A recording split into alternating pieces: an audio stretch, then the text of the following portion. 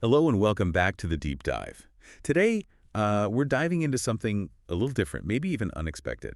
It's a story called The Pillow Cloud Parade by Imagination Station 36. Yeah, it sounds quite charming on the surface. It really does. The basic idea is every summer in this place called Dreamdrop Valley, they have what the story calls the fluffiest event of the year. Okay. Imagine these clouds, but they're like super soft, squishy, full of personality. Mm. You've got Fluffernutter, pink marshmallow cloud, apparently throws cotton candy rain, Uh-huh. and Sir Snoozle, who's this snoring thundercloud but hums lullabies, Ah. and Breezy Bella, she twirls around tossing glittery snowflakes In July. in the middle of July. And down below, you have kids on blankets, pajamas, moon balloons, just totally captivated. Sounds magical. It does. But here's our real mission for this deep dive. How does a story that seems so, well, simple and whimsical actually hold some pretty profound ideas about self-belief, about impact, and, the power of imagination?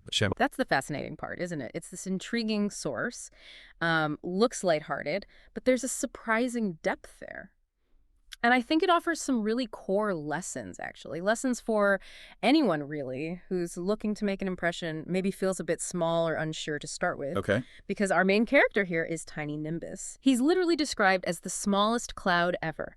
And as this big parade gets closer, he's feeling that worry, whispering, "I'm too small to be seen." Yeah. So that's what we're going to unpack. How does Tiny Nimbus's journey show us that, well, you don't have to be the biggest thing out there to actually make the biggest impression? That phrase, "I'm too small to be seen," I mean, that hits home, right? Mhm. We've all been there. That little voice saying you're not, I don't know, not enough to be noticed, new job, creative project, even just walking into a room sometimes. Absolutely. And what's interesting with Tiny Nimbus, as you said, it's not just a feeling. He is the smallest cloud. So, okay, the parade starts. Hmm. What happens? What's his experience right at the beginning? Does he get any advice? Hmm. Yeah, that literal smallness is key. So picture it. The parade's nearing, and he's just, dwarfed by these other spectacular clouds. He's overwhelmed. And right then, Fluffernutter, the experienced pink one we mentioned, gives him this really crucial piece of advice. Okay, what is it? She tells him, puff up with pride. It's not about size, it's about spirit. Oh, I like that. It's not about size. It's about spirit. Exactly. And it's more than just like a nice saying. It's a real shift in perspective. It's telling him, and us really, stop focusing on the external stuff you can't change, like size, and focus on your inner quality, your motivation, Your spirit. your spirit. It suggests your impact isn't about how big you look, but about your approach, your energy. That's a really powerful idea, Hmm. challenging how we usually measure who gets noticed or who succeeds. So Tiny Nimbus gets this advice. Does he just instantly transform? He joins the parade, right? But then something happens that's kind of unexpected. Yeah, he takes it in, or tries to. He joins the line. But then you're right, something pivotal occurs, and it's not really something he does deliberately. The story says he gets caught in a sudden gust of wind. Ah, okay. So external factor. Totally external, an unexpected nudge. And this gust just sends him twirling kind of wildly out of the parade line.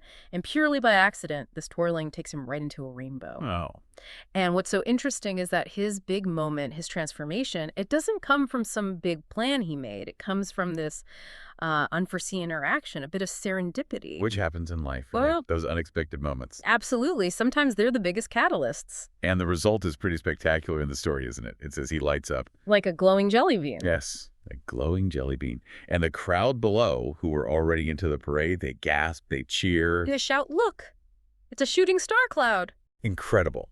He goes from fearing he's invisible to being the absolute highlight. That's a massive shift. Yeah. And his own reaction is just best parade ever, tells you everything about his internal change. That really is the moment of impact, isn't it? He was genuinely afraid of being unseen, and suddenly he's not just seen, he's celebrated as something amazing, magical even. Yeah. It totally changes how people see him. From just another participant, maybe even an overlooked one, to the star. And this, I think, brings us right to the first big takeaway from this simple story, especially if you're trying to make your mark somewhere. Which is? That even the smallest voices, the smallest efforts, they really can shine bright.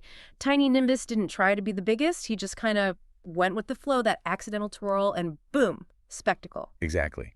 And for me, that connects right into the second lesson here. Self-confidence builds when you actually try. Even if you're scared stiff, Mm-hmm. he was nervous, right, full of doubt. But he showed up. He got in the parade line. He participated. He participated. And it wasn't until he engaged with that unexpected thing, that gust of wind, that his confidence really bloomed. It shows that taking action, even a tiny, scary step, that's what comes before real self-belief grows. That's such a good point. It's not about waiting until you feel confident. It's about acting despite the fear. Reminds me of times you just put yourself out there, feeling totally out of your depth, and then some small step just clicks something into place. Yeah. And that leads nicely into the third insight, I think, which is about how celebrating imagination and, frankly, fun just brings people together, or clouds in this case. Right? The whole parade is this big imaginative act, isn't it? Personified clouds, cotton candy rain. Yeah. It's all about shared wonder. And Mhm. Tiny Nim is becoming this shooting star cloud. It doesn't break that. It actually amplifies it. It adds to the collective joy, brings the crowd together, cheering for this unexpected marvel. It underlines how creativity and individual expression, Mm. when shared, really build community, build connection. Exactly. It's a unifying force. What a journey for Tiny Nimbus in, like a really short story. From that whisper, I'm too small to be seen, all the way to beaming like a shooting star. Yeah, it's quite condensed. It really hammers home those lessons, doesn't it? Small efforts can shine. Confidence comes from doing, even when afraid. And imagination and joy connect us. And that advice he got, puff up with pride. It's not about size. It's about spirit. Mm, It kind of sums it all up. it really does. So the ultimate takeaway from the story, for anyone listening, it feels pretty clear. You don't need to be the biggest cloud or the loudest voice or have the grandest plan to make a huge impression. You just need to be, well, your brightest self. Precisely. And this story, I think, it really invites you, the listener, to think about that in your own life.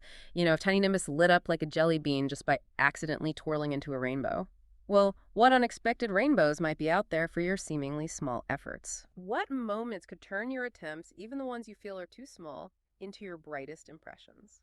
It's worth considering, maybe. What does it really mean for you in your own way to be your brightest self?